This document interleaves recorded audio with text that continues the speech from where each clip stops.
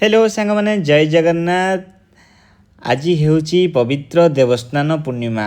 तो पवित्र देवस्नान पूर्णिमा रे आपण माननकु अनेक अनेक अनेक अनेक अभिनंदन एवं शुभकामना। तो आपण माने निश्चय जानिथिबे पुरी रे देवस्नान पूर्णिमा हेउ कि रथ यात्रा हेउ कि बाहुड़ा यात्रा हेउ जेकोसी यात्रा रे प्रभुंक पाखरे कोनोसी भाबरे लोकंक भिड़ होइता है भक्तंक भिड़ होइता है। आपन पाखरे जेते भी पैसा थाउ जे पर्यंत जगा डोरी न लागिछि ता पाखकु आपनकर से पर्यंत आपण बहुत जेते चेष्टा करले भी आपण टोटाल ही जाई परिबेनी। तो आज थिला स्नान पूर्णिमा तो मु आज पूरी जाई परिबेनी सेथि पई मु मो घरे जगा को धरि छोट आयोजन करथिली मो जगा को गाधेई दबा पई। जगा तो आज पुरी रे गाधेबो सुना 108 गरा जल रे भाई गाधेबो सी। मो पाखरे तो सुना गरा नाही किंतु मो भक्ति भाबरे मो जगा को आज बहुत भलो भाबरे गाधेई देबी। तापरे मो जगा को मो सुवासित जल रे मु गाधेई नहीं मु गाधेई रो नथली मो स्त्री गाधेई दउथिला।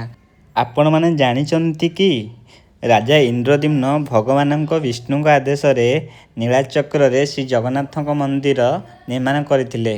जेबे प्रथम से मंदिर निर्माण करथिले तो प्रभुंकर विग्रह जेबे ठारु प्रथमे प्रतिष्ठा करथिले महाप्रभु जगन्नाथ एवं प्रभु बलभद्र एवं मां सुभद्रा को 108टी सुनागरा जल रे महास्नान कराइथिले। सही दिन को आमे देवस्नान पूर्णिमा भाबरे पालन करि आसु। आपण माने आउ गोटे कथा जानिचंती कि आम महाप्रभु जेहेतु आज प्रथम थर पई महास्नान करथिले तो आम महाप्रभुंकर आज जन्मदिन बोली आजिका दिन रे प्रभु गाधोई सारी महास्नान करि सारी तो प्रभु अणसर घर को जाई थांती एवं प्रभु को 15 दिन प्रभु विश्राम नै थांती।